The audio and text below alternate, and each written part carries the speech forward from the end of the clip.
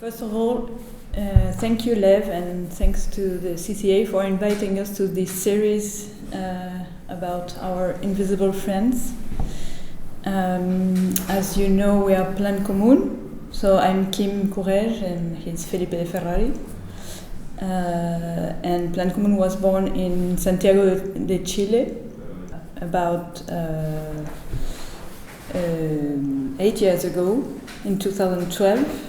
Our answers to the questions are, first of all, our invisible friend will be a young politician. Then we would collaborate with a dead anti-poet, and we would match a European practice with the Neymar activist.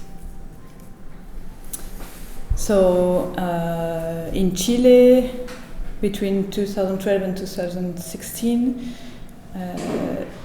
and then in Paris since then, we are all anyway linked somehow to Chile. So basically Chile was part of our training as architects, as today all of the partners of Plan Común have spent some time in Chile during their studies. So our invisible friend is the young politician called Francisco Figueroa.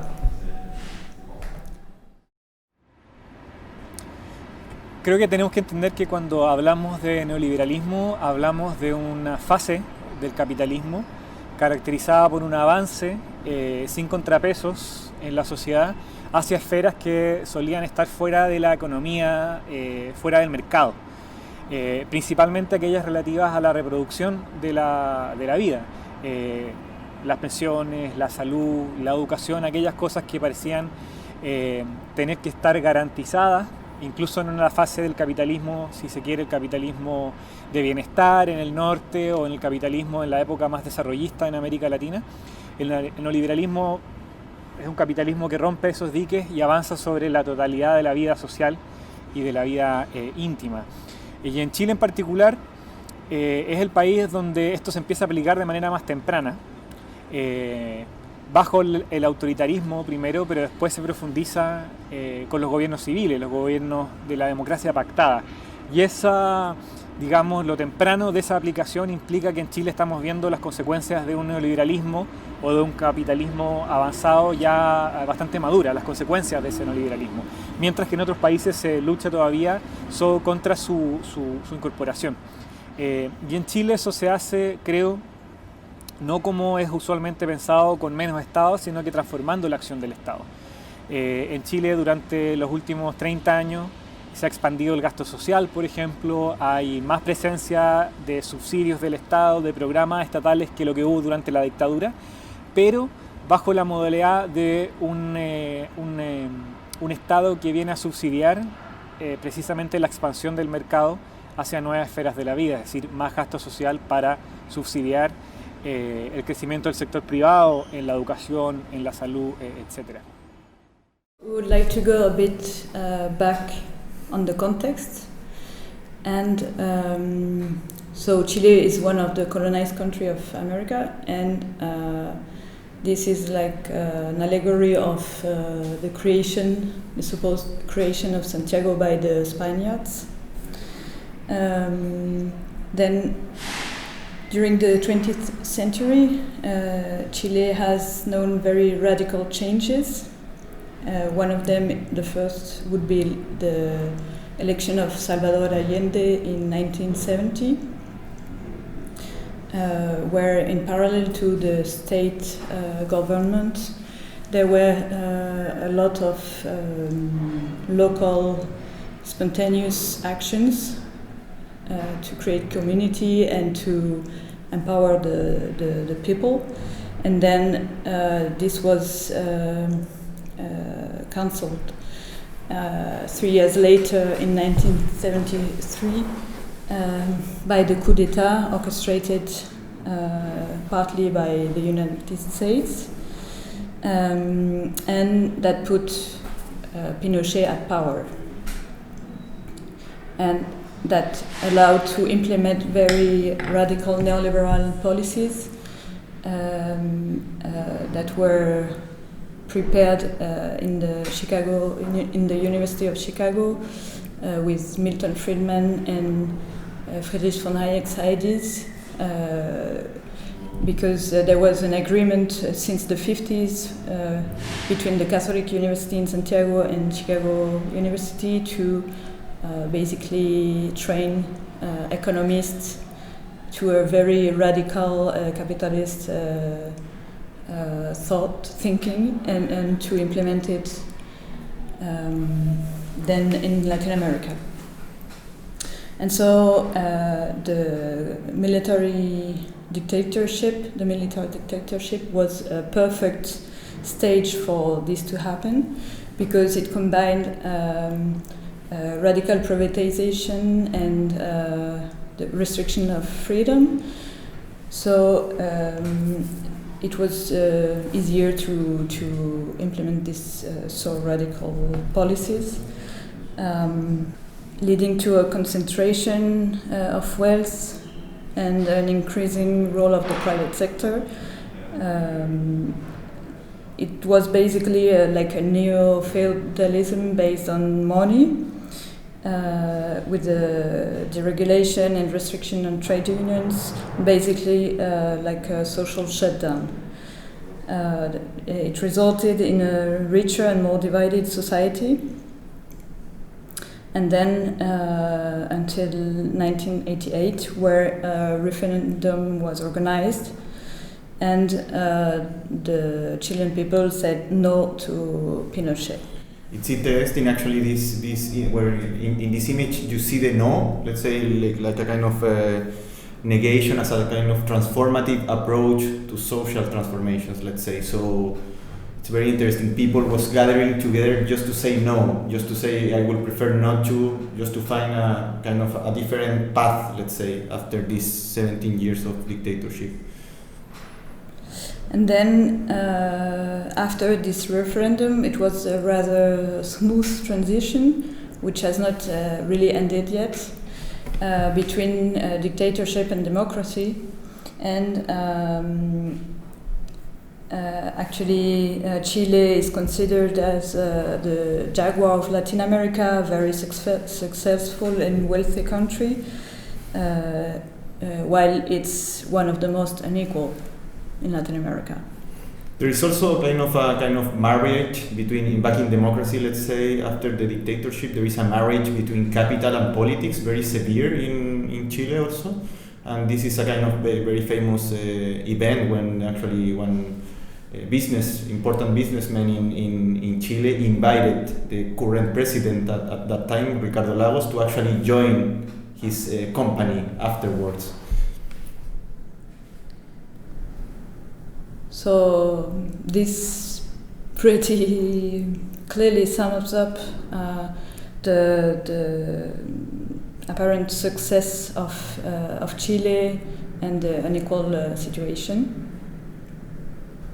And two things that struck me in Chile were one thing is an expression that says "es lo que hay," which is repeated constantly, and it means "and so it is." And the other one is the impetus of people, and like to create the condition to do whatever they want to do. So this is really important to understand the context. So we are, let's say, you see the image, we are back in 2006. It was one of the, let's say, very important movements, demonstrations, or let's say people gathering to actually to reclaim more rights. Actually, it was the revolution, the Penguins Revolution. Actually, the people from the school, actually, they were all together to the street, and it was somehow one of the first time, also in '94, but this one was very important in 2006. It was the first time actually where there was a clear will to reclaim these rights and to look for, let's say, an alternative future, not related anymore with dictatorship. So you see somehow that our, let's say, our environment when we were founding Plan Común, actually back in 2012, it was the relationship between capital. Let's say capital was defining everything, like it was defining our culture, let's say, as this work by Alfredo Yar, a Chilean artist. Let's say that the common sense is actually neoliberalism there, and it's something super influencing for us. So, but perhaps just to give you a little bit more of context, actually, before to found Plan Común, we started back. We were still in 2006. We were still students at the Universidad Católica, and we founded a parallel project, an audiovisual archive of architecture that was a way to approach to authors and works we really appreciate at that moment when we were still students. So it was an audiovisual archive of architecture. And then back in 2009 with Kim, we had the possibility, actually the opportunity to do a short tour in Europe, in some cities in Europe, knowing a lot of people we really appreciate, architects and practices we really, really respect, and they are somehow very influencing still for us. Here you see just a couple of them. Let's say on the one side the Belgian Practice Office, and on the other side La Caton Ambassade from France. And actually what was interesting for us at that moment is that somehow it was a kind of very interesting moment in contemporary architecture, a very specific period, let's say, where you could clearly see kind of this dichotomy between form and politics, or form and, let's say, architecture and society. Somehow there was a reluctance by some architects, like Office, and they still are maintaining this position, to, let's say, not to discuss about ecology, politics, sociology, but actually to really focus on architecture, on architectural form. But at the same time, of course, you have this is something which is at stake. Let's say you have on the other side, for example, La Caton Ambassade, they were already thinking about the state of democracy and the relationship between architecture and power. So you had this kind of polarization between architects defending architecture as a discipline per se, which has its autonomy in some sense, and on the other hand, architecture as part of society and politics. So if you see the cycle, let's say, it's kind of obvious, because you had like decades of the hegemony of OMA's way of do things, let's say, generally speaking, let's say finding, looking to other fields, this kind of omnivorous attitude regarding society and regarding the main problems of society. And on the other side, actually, just the same year where we had the huge economic crisis back in 2008, there was actually the Venice Biennale was talking about architecture beyond building, which was also a very kind of provocative moment, and actually very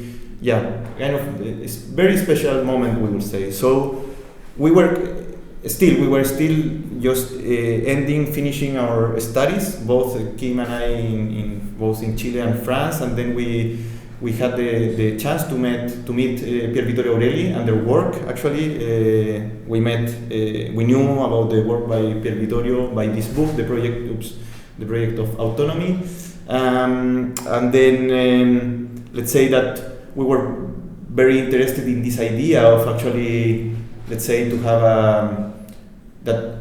At that moment, Dogma and Aureli, they were looking for the relationship between of course architecture and the political, and also how architecture could be reclaiming the city as the field for architecture, for the reproduction of architecture.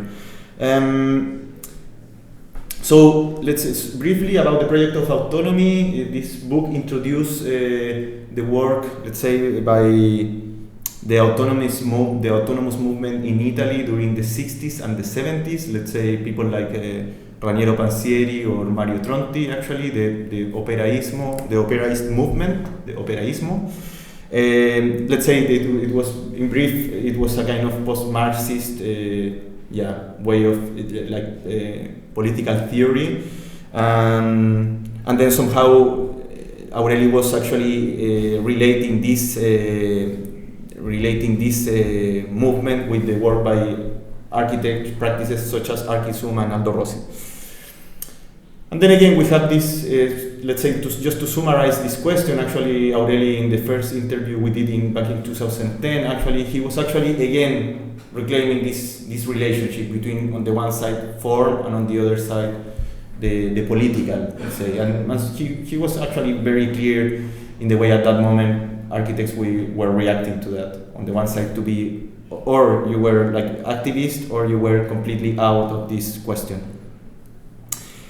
We are back in Chile in 2011, and this was let's say, the second very important wave of social movements. It was again the students that started, not anymore from the school, but actually from universities. All the people went to the streets. So basically, it's a generation that didn't live under dictatorship, so they were somehow not tamed by the repression in dictatorship. And you see there, let's say you have three figures. There were others, but basically very important figures such as Giorgio Jackson and Camila Vallejos, which they are at the moment congressmen since a couple of years. But then we would like to talk about the third one, actually Francisco Figueroa. He is our invisible friend. And Francisco, actually, he was best known actually because of some very clear diagnosis he did during this period. He was vice president of the Student Federation in Universidad de Chile. He was militant of Izquierda Autónoma, Autonomous Left. And he was also being part of some think tanks regarding education and so on and so forth. He also tried to be deputy congressman in a couple of times without any success. So our invisible friend is somehow a failed politician, but still a very smart and very clear-minded journalist and political actor.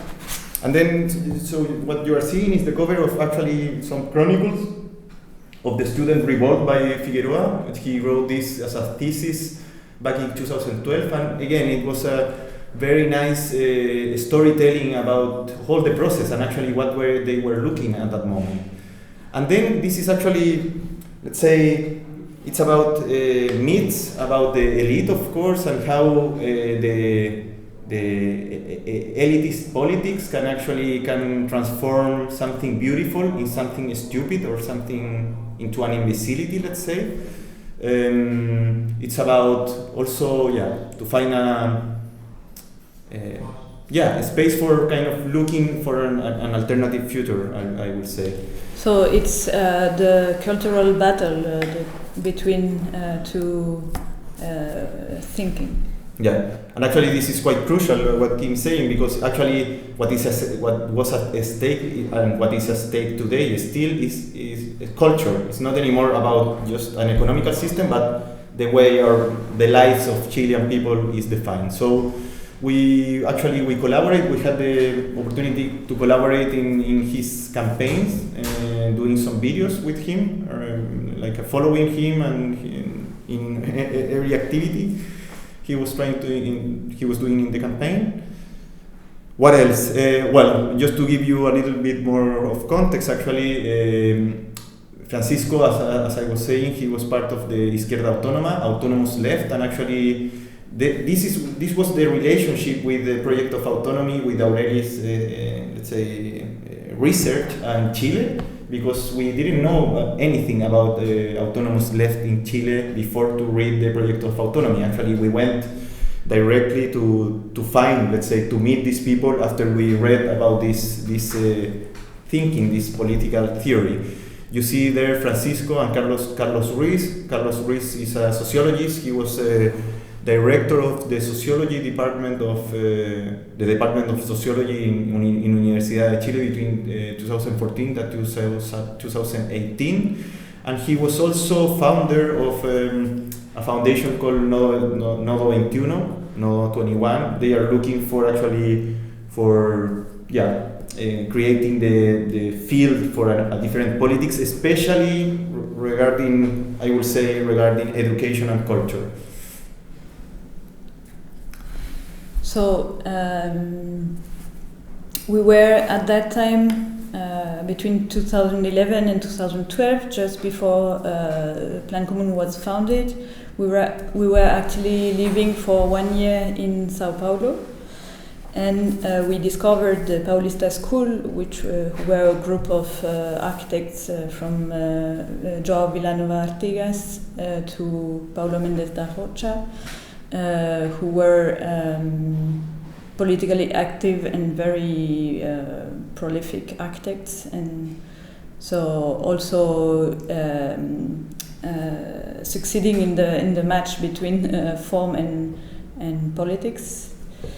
And then we also had the chance to meet, actually, during this period. Actually, we met Lina, which is probably the most influential architect, most inspiring architect for us, let's say. We were totally shocked about her work, but then not only about her work, not about her buildings, but actually her understanding of culture, let's say. So we started to look a little bit more about this.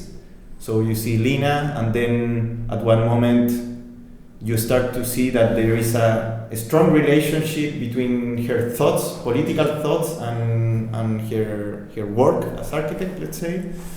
And then somehow we saw that she was looking for a kind of to create a kind of popular power.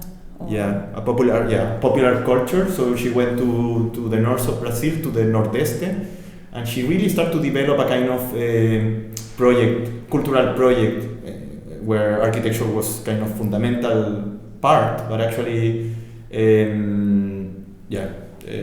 looking for popular culture.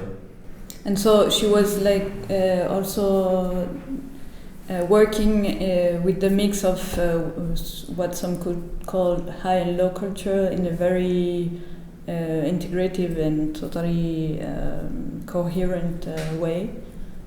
So it's also quite important to underline. Yeah, and what it was a nice coincidence actually is that, again, by Lina we went actually to Antonio Gramsci, which is also part of this, let's say, post-Marxist way of thinking. And Gramsci, just very briefly, he was an Italian Marxist philosopher and communist politician. He was actually founder of the Communist Party in Italy. He was in jail, actually imprisoned by Mussolini. He spent a couple of years in jail. He was very prolific during this period. He wrote a lot about culture, about society, and actually about popular culture as well. Gramsci is well known by his theory of cultural hegemony, actually, because in the end, what Gramsci was actually thinking is about, regarding culture, that culture was about organization, about the discipline the discipline and the empowerment of, let's say, of one's personality. So let's say that by doing this, you will recognize the historical value we as people we have. In a way. Again, to insist, what was at the stake is culture and the limits of culture, actually. So we were imagining which type of reality we can find outside the limits of the possible, actually. This is a very kind of crucial also thing for this way of thinking, actually. How to push the limits of the possible. You see, again, Francisco a couple of years ago doing an interview, and somehow with his very kind of sharp diagnosis, having a vision regarding the current status, the state of Chilean democracy, with the Piñera as president, this billionaire in charge. Yeah, he's like somehow the Berlusconi of Chile, The president was elected first. He did a first period and came back in 2017. and so he actually faced enormous social opposition, which led him to say the following.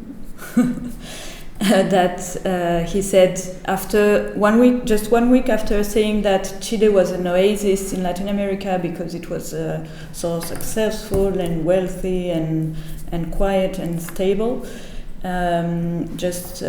so the social explosion occurred, and then he said, "We are at war against a powerful and unforgiving enemy." So basically, this is the situation in which Plan Común was founded, actually. So it was definitely, let's say that our invisible friend Figueroa was a kind of very fundamental fundamental figure to understand actually this condition. So just to show you a couple of projects briefly regarding this that somehow are also dealing with these questions. Actually, we will introduce a couple of them very briefly. The first one is a collaborative research entitled Common Places that started back in 2012, the same year we founded Plan Común, and actually it was a research. Actually, we were looking for new strategies or these alternative futures, possible futures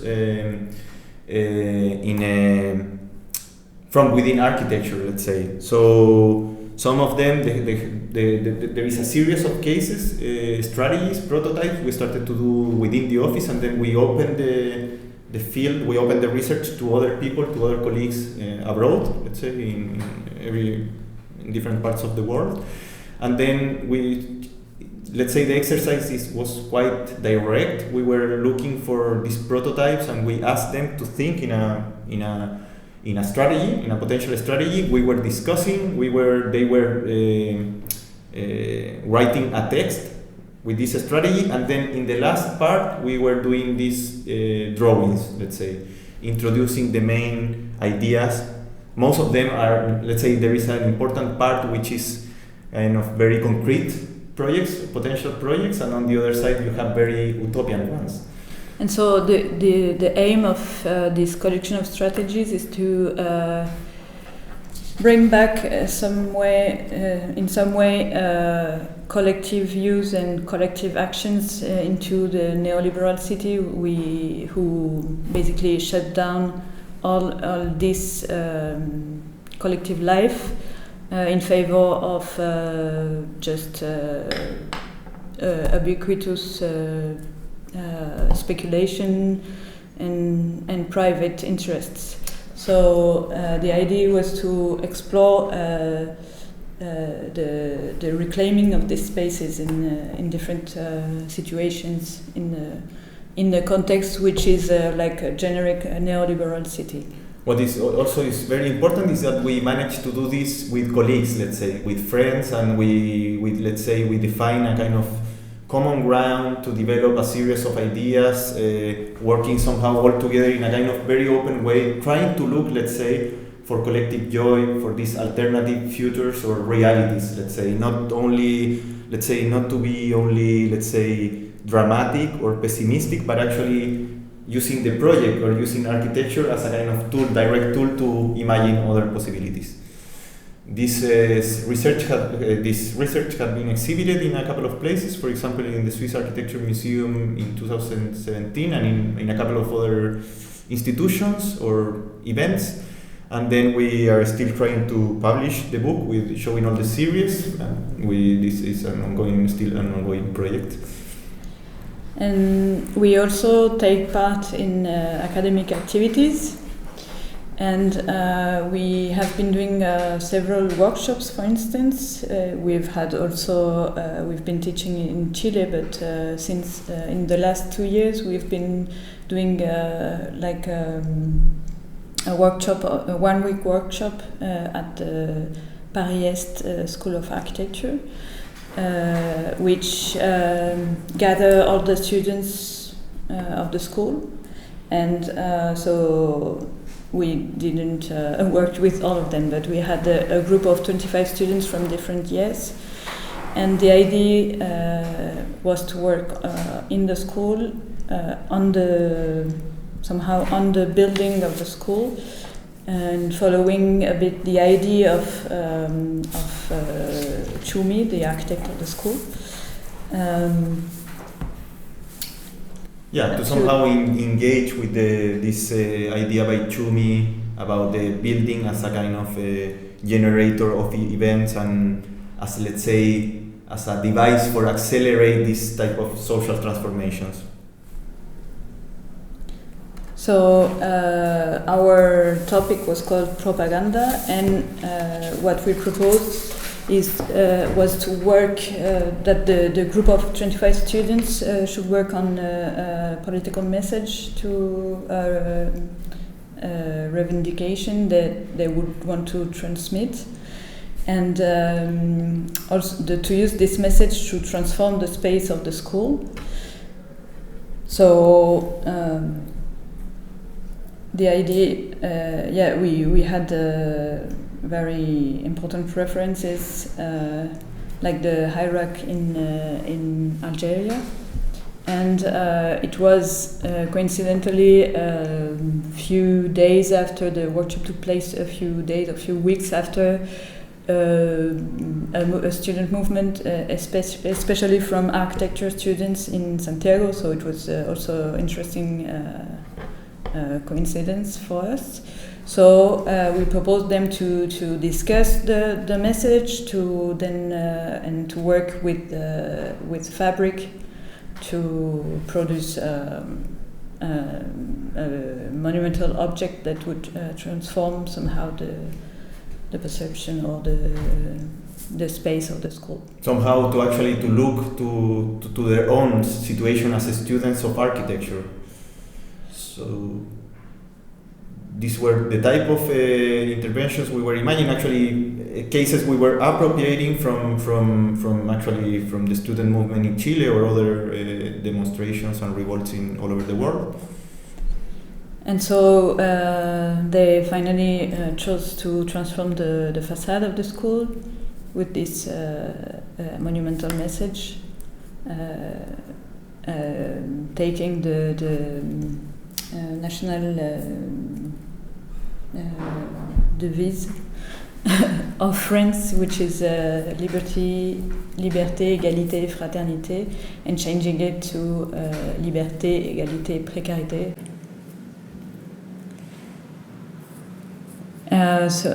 This is a project, a competition that we did back in 2015 in Santiago. And so we had to work. It was a competition to do a memorial and to transform a housing complex by a very important architect of the 20th century called Fernando Castillo Velasco, who was more than a simple architect. He was also a politician. He was mayor of one of the municipality of Santiago. And he worked together with 3 other architects, his partners, in a very prolific period of affordable housing in Chile. And so they did 2 very emblematic operations of housing in Santiago. The first one, which is the Unidad Vecinal Portales, and the second one on which we worked, which are the Torres de Tajamar. So we were asked to work on the ground floor of this complex and to transform, to build a park where you still have a parking, and to install a work of art in this park, honoring the memory of Fernando Castillo Velasco. So, but we thought, okay, the park, we can transform the ground floor in the park, but why would we bring a work of art to honor their memories if the monument is already there. The housing standing there for so many years, and such a successful project. So we just decided to do a couple of transformation on the bottom to do some adjustment to do a bit of landscape to transform this area in the park, and to crown the 4 buildings, symbolizing also for us the 4 partners and not only the architect that they wanted to honor. And so to build a crowning on top of each of the buildings. So by doing this, actually, we were changing completely the scale of the monument, let's say, the scale of the intervention. It was not anymore a local intervention, adding a redundant artwork in the ground floor next to the housing complex, but actually using the monument that are just crowning using the housing, just crowning the housing, and somehow reclaiming this metropolitan scale for the monument and for this installation. And so on the highest of the towers of the buildings, we propose to display a message that would say "Todo el pueblo es arquitecto," which is a famous sentence by Fernando Castillo Velasco. All the people are architects. And we took also advantage of this crowning to actually reclaim the use of the roofs of each of this building to be a shared space by the inhabitants. What was interesting, just I will come back to this image actually, is that you see in the background you see the Costanera Center, which is the monument for neoliberalism, the icon, the biggest icon in Chile actually, one of the tallest buildings in Latin America. But in the center of the image you see the tower, so it's a kind of counterbalance also at this scale. We really somehow enjoy this project. This is kind of summarizing all these ideas we were discussing now. But what we like is that it was super synthetic. It was super direct also, and somehow showing for us at least a fruitful relationship between form and politics, without and even of course with propaganda, but without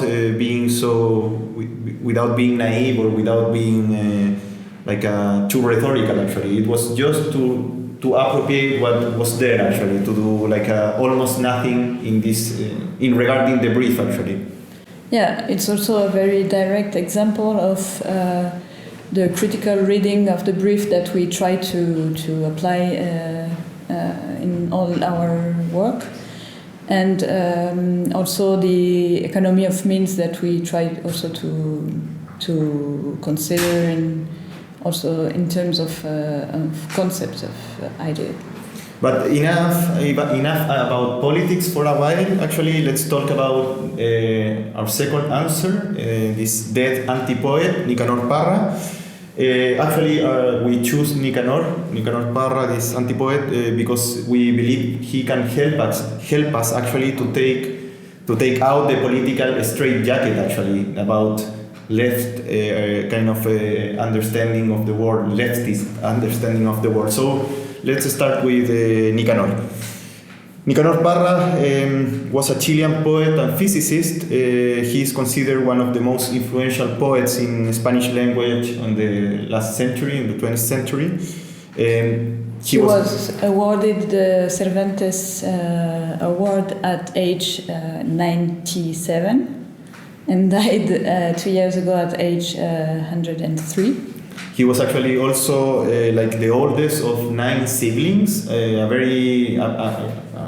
big family in the south of Chile actually, very, let's say, with a very poor background and very related with the production of popular culture actually. From, let's say, all of his family is somehow artists, and they were musicians, most of them, but then also the figure of Parra, which was a kind of a bit different, because at the same time he was developing this idea, very radical ideas regarding popular culture. He was an academic. He was teaching, for example, in US in Brown University. He was teaching advanced mechanism. At the same time, he was creating this anti-poetry. So let's say what we really like about Parra is that everything somehow is personal. His work is totally somehow his life is an explanation of his work in a very kind of direct way. So he's also very iconoclast, and he plays a lot with the common language and common objects to produce a total different understanding. It's it's a very economical way of creating. So just a little bit of more introduction about Parra. Actually, Parra he was traveling a lot. At one moment he was friend of some members of some beat authors, let's say. The main one, Allen Ginsberg, Actually, Ginsberg and Ferlinghetti and others in this movement, they were reading and translating Parra before to know him. Back in the 60s, actually, Ginsberg went to Chile for the first time, I think in the 60s, and then the idea was to stay only 1 week, and in the end he stayed 3 months in Parra's house, mainly in Parra's house. So they were quite friends, and it was also connected with this type of thinking. But then there was a very important event also in the life of Parra, we will say very crucial event, when Parra in the 70s, he was invited to the White House actually, and by surprise or not, we don't know really the story, the details. He was somehow, he met Pat Nixon, Nixon's wife, and there is this famous photo at the same time of Parra in the White House. At the same time, US was invading Vietnam. So it was somehow, at that moment, Parra was really rejected from the left sphere, let's say from Cuba, revolution, and so on and so forth. He was very criticized for this event in the local scene as well. And also Allende was being elected in Chile at the same time. So and then of course Parra was actually sympathizer of Allende, or of Unidad Popular, the period that Allende led in Chile.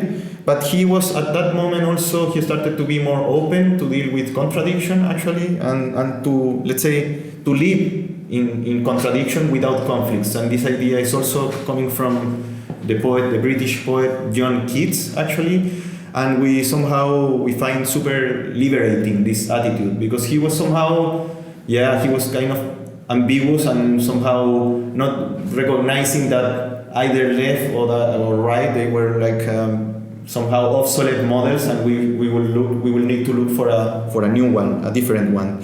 These ideas also were important, let's say in the understanding of the work by Parra. Let's say he was developing the anti-poet, and for him, the anti-poetry or the anti-poet was a sniper, in the terms that he was somehow choosing his own path, different to the, let's say, conventional ones. He was perhaps, this could be understood as a much more ambiguous attitude, but in a way he was dealing with everything in a very freely way. And anti-poetry is like poetry looking at itself in a mirror. Somehow it's like it can be understood also as like a thesis and antithesis. So it's kind of reclaiming the autonomy of once again of this kind of creation. Yeah, and somehow, and you will see some translations afterwards, but basically he was dealing with a lot of humor and a lot of irony, and somehow both humor and irony allow him to really move and to offer this kind of clear critique as well to the hegemonic culture at that time. As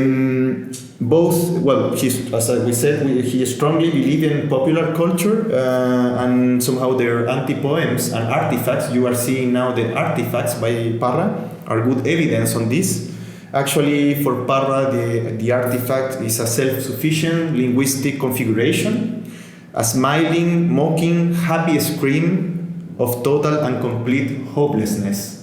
So he was really looking for the dealing with the found objects and found messages and create super direct associations and, let's say, doing things rather to create things from zero, actually. This was actually also very kind of visionary artifact where he was saying that by the year 2000 we will be eating like, yeah, you probably understand. And there is this synthesis between objects and then message, and how somehow Parra understood also poetry as a kind of journalism in a way. He wanted to do news by poetry, something that interested us in the way he was creating content.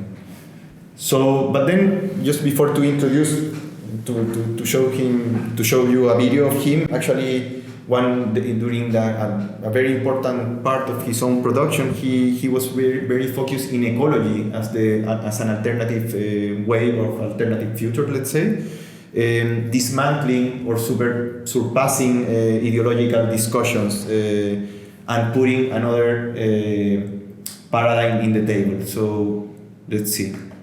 Le agreguemos una E al comienzo. La poesía E comprometida. ¿E comprometida? Eso es. ¿Esto qué quiere decir? La E de ecología, el eco de ecología. O sea, la poesía comprometida con la supervivencia, con un no al enfrentamiento. La poesía comprometida con la noción de autorregulación del espíritu y de la sociedad. Porque hemos visto que el choque de las ideologías tradicionales ha llevado al planeta a la situación desastrosa en que se encuentra. Estoy refiriendo al liberalismo, o para usar una palabra más fuerte, al capitalismo de frentón, y también al socialismo real, tal como lo conocemos. En la práctica han resultado ser prácticamente hermanos gemelos estos dos tipos de ideologías. Aquí voy a repetir las ideas de mis amigos y maestros ecólogos y ecologistas. Lo que están haciendo estos dos sistemas es reducir el planeta a la forma de artefactos. Le están dando forma de automóviles, refrigeradores, teléfonos, etcétera, etcétera. Los entendidos sostienen que en el año 2050 prácticamente no va a haber materias primas. O sea, estaríamos transformando el planeta en chatarra. Porque parece que el problema básico de la cosmovisión tradicional consistiría en que no se ha entendido bien la relación del hombre con la naturaleza, por una parte, y por otra parte tampoco la relación de los hombres entre sí. El punto más conflictivo de la filosofía tradicional o de la sabiduría convencional o de las ilusiones trascendentales, como dicen los ecólogos, estaría en el hecho de que todo se plantea en términos autoritarios. Habría entonces que escarbar ahí. La relación de amo-esclavo es la que rige la totalidad de las relaciones sociales y las relaciones del hombre con la naturaleza. Habría que partir entonces de otro punto, en otros términos no de Marx, sino más bien de Kropotkin, que aparentemente entendió mejor la relación del hombre con la naturaleza y también mejor la relación de los hombres entre sí. So, of course, the approach by Parra is very appealing for us during this moment, in this specific moment, actually, because although we have this sympathy for kind of leftist ideas, at one moment we see that this well, the paradigm perhaps is another one, and then somehow Parra was summarizing it in a kind of very proper way back in the 87, let's say. The ecological method actually is a direct critique to the hegemonic system and relations. So this is very, important, we will say, for a kind of, to collaborate people with some thoughts that will be interested to explore more. We had the chance to visit a couple of his 4 houses actually, most of them in the 2 of them in the seacoast in Chile and 2 of them in Santiago. And actually we felt this very kind of frugality and economy of means in the way he was living actually, in a kind of very also anti-poetical way, we could say, not designing his houses, but actually being super somehow co-designing his houses. For example, you can see the literary chapel, one of the buildings that is in the image, or the pagoda, which was his space for production, let's say. And then this idea that, again, humor is part of this, and it's not about being dramatic or being let's say, bitter, but actually to really to deal with reality in a kind of freely way. This was his, let's say, his last artwork, his last artifact. This is his when he died a couple of years ago. So maybe the synthesis now would be the last project we did since we're here working in Paris. So we have been working on other projects since 2018, but the most important are 3 housing competition that we did. Each one of them we did in collaboration with other architects. One with Bast, and another one with Nicolas Dorval-Bory, and the third one with Kun Malvezzi and Nicolas Dorval-Bory. So this one was done with Bast. It's an extension of former Citroën garage next to the student housing designed by Éric Lapierre, that you may recognize. That was an extension on top of the former garage. It's transformed into workshops and student housing. This one is a project that we did with Nicolas Dorval-Bory. It's a mix between social housing and real estate housing. On top of common use plinth in a neighborhood in the north of Paris. And this one is the competition that we finally won together with Kun Malvezzi and Nicolas Dorval-Bory, and we are now developing.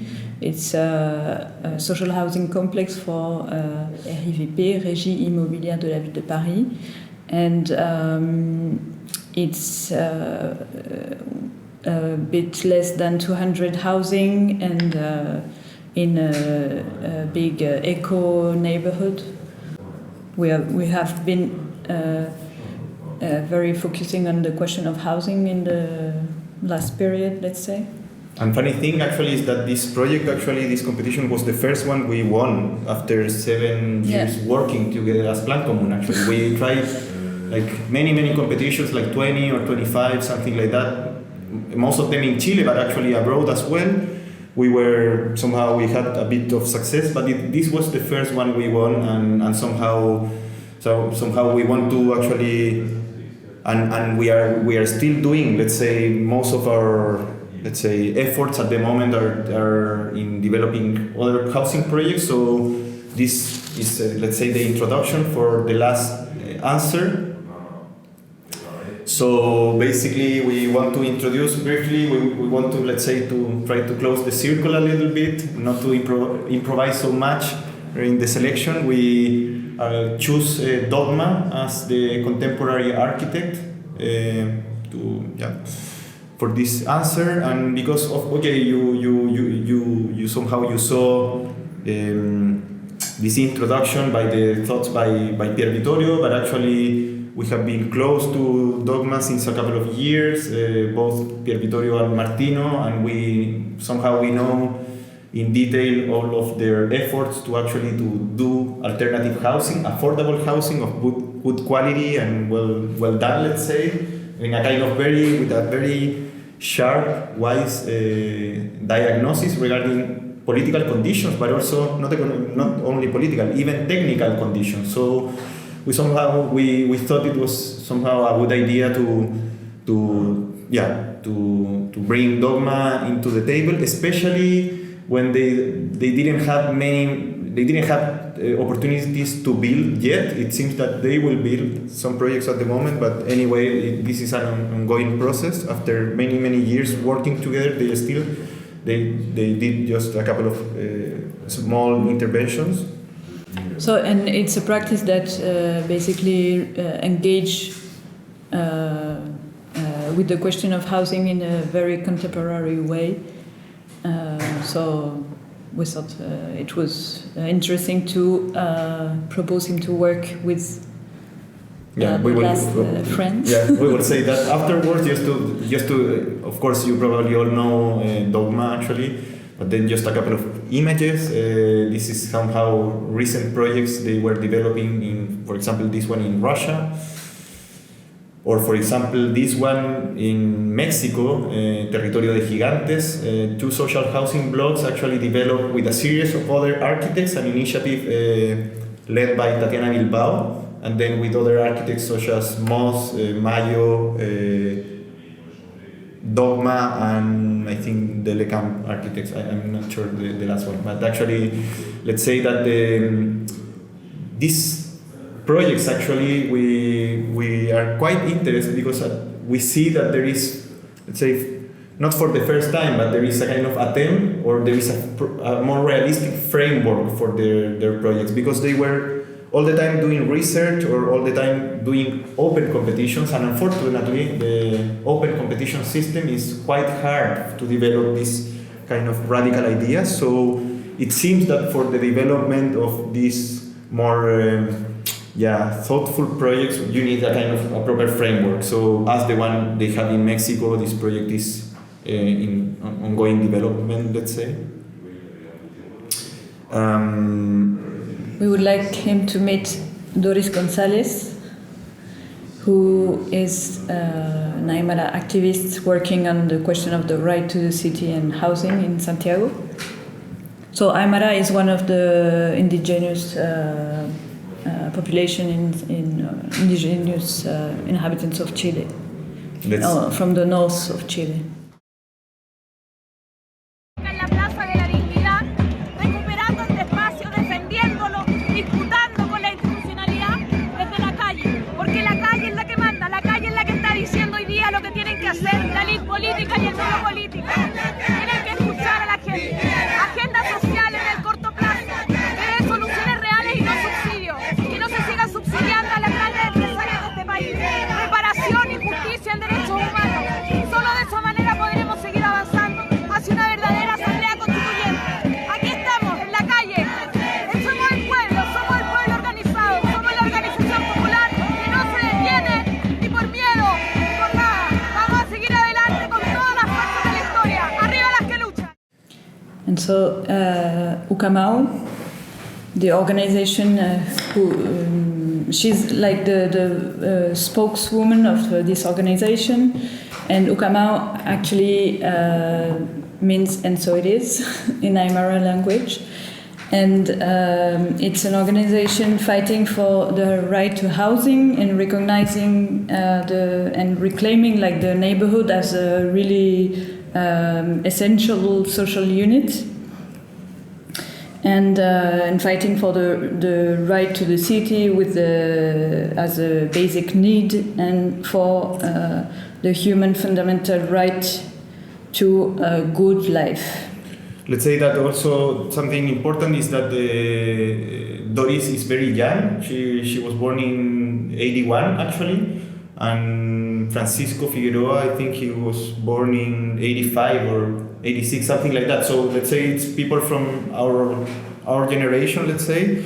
And actually, as Kim was saying, Ucamau is a kind of neighborhood association looking for housing that was born in the 87 actually, and it was founded by the uncle of Doris Gonzalez, and the uncle was Antonio Gonzalez, and he was part of the revolutionary group called Frente Patriótico Manuel Rodríguez. So basically, people that it's not let's say joking, they are super serious, they are super like let's say direct and straightforward, and they want to reclaim about most everything regarding culture, and we could say with some success. So you can see here a couple of pictures regarding the movement, super present, super visible during the last demonstrations and revolt in last October in Chile, since last October in Santiago. And so Ucamau, one important fact is that Ucamau is led by 6 women. So it's a feminist organization in some way. Actually, it is also that they are also not looking only for housing solutions, but actually for cooperativism in several fields, in the production of building, in the production of materials, of food production, and so on and so forth. They are looking for these initiatives. But let's say the most interesting thing about Ucamau is that they were fighting for a couple of years to build their housing project in the place they wanted to live, let's say, where they were living in the community in Estación Central, which is a district in Santiago, and they were not convinced about the solutions given by the ministry, let's say, to relocate the community in another district, but actually they found a very interesting plot in the same community, in the same neighborhood, in the same district, and they started to develop a housing project there. It's a project, actually, it's a funny coincidence, but this project is called Maestranza Project, and it was actually initiated by Fernando Castillo Velasco, the same architect we introduced in the very beginning. And actually at that time Fernando Castillo was very, very old, and he was still teaching in a university called Arcis. And then at one moment there was a funny coincidence that this movement approached to a couple of students in that university, and somehow within the production of academic production in the unit by Fernando Castillo, they decided to develop the project. For this, actually, Fernando Castillo joined his son, so Cristian Castillo was developing the project until this phase. The project is now in the middle of the construction, so it will be, let's say, ready soon. And then the second video. Para afrontar la pandemia mundial, la crisis sanitaria que estamos viviendo en Chile, una crisis económica, social y una crisis del hambre, es necesario afrontarla con medidas urgentes. Hoy, como parte de las medidas estratégicas que van en el mediano y largo plazo, es necesario una empresa nacional de construcción de vivienda de interés público, que por una parte ayuda a dinamizar la economía, genera empleo para tantas y tantos que lamentablemente en esta crisis se han visto marginados de sus fuentes laborales, y por otro lado construye una ciudad adecuada. Comencemos a democratizar la ciudad. We think Doris Gonzalez is like the perfect partner for Dogma in that sense, and so they could work for the Empresa Nacional de Construcción. Which is actually, you were seeing the video, actually in the video, Doris was introducing this new, let's say, action or idea. Let's say they were developing during the last couple of weeks, they were developing the idea of having a national building company of creating a national building company to somehow to counterweight the, let's say, the consequences, the dramatic consequences of the both social and economical crisis, let's say health crisis at the moment as well in Chile. There is a huge crisis at the moment because of the pandemic. Actually, this will bring a serious economical crisis as well. According to the International Monetary Fund projections, Chile's GDP will fall more than 4% during this year, and unemployment will rise around 18% of the population. So it's quite dramatic. And then somehow there is this idea to take advantage of things, let's say, as somehow Kim was introducing in the beginning, this will, this attitude. So they were really proposing to develop this national company of construction, building company, to actually to understand this as a kind of device to refound Chile, let's say, to reactivate, redistribute, and democratize our, let's say, the context there. This will be also super. We believe that this is a kind of win-win situation for both parts, let's say, for both Dogma and Doris González, in the way that on the one side you have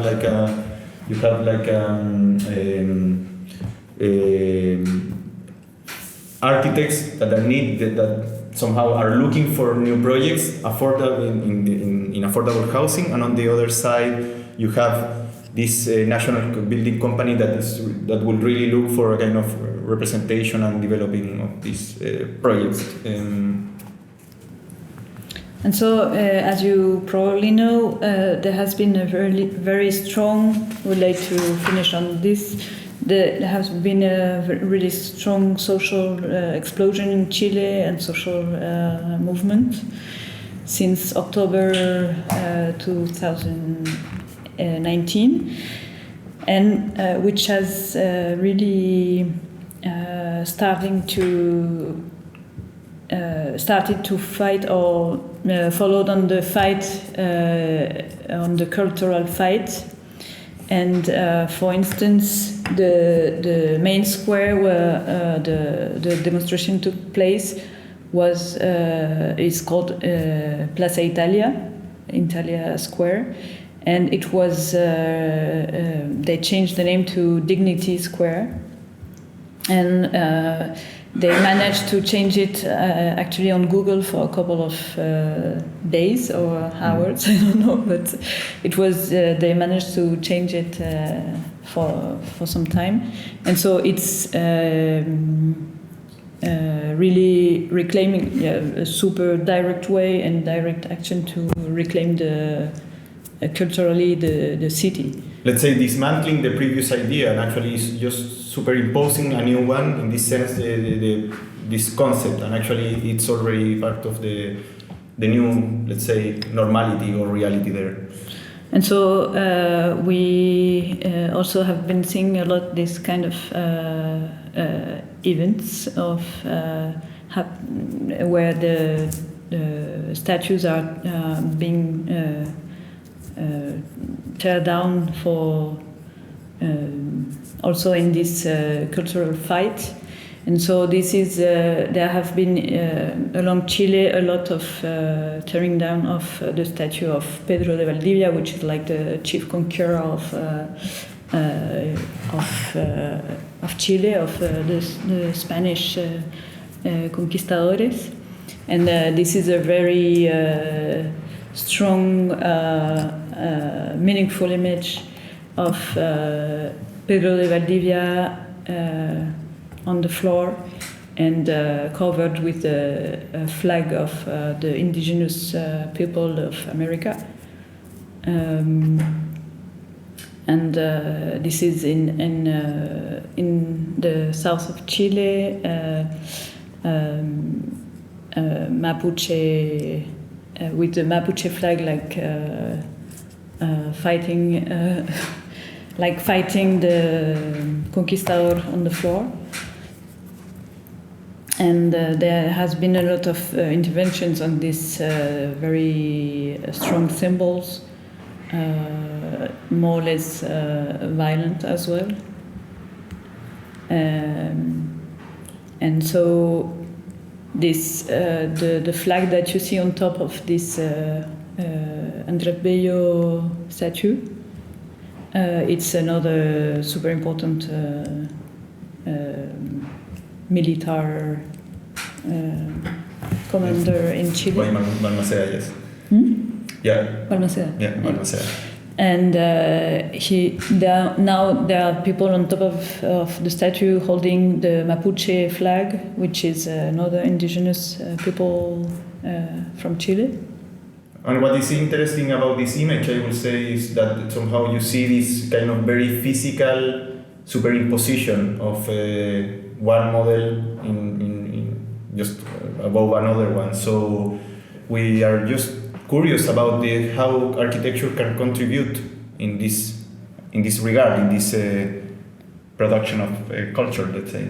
Yeah, and this is another moment about the symbols where you had on the 8th of March. You had the International Women's Day, and in Chile, in Santiago, it was really incredible. There was a demonstration of nearly 1 million women, only women in the demonstration, and this new symbol came out. This new icon came out. This. Who is called the goddess of dignity, so on top of the statue at the center of Dignity Square. And so, yeah, this is the women reclaiming the city.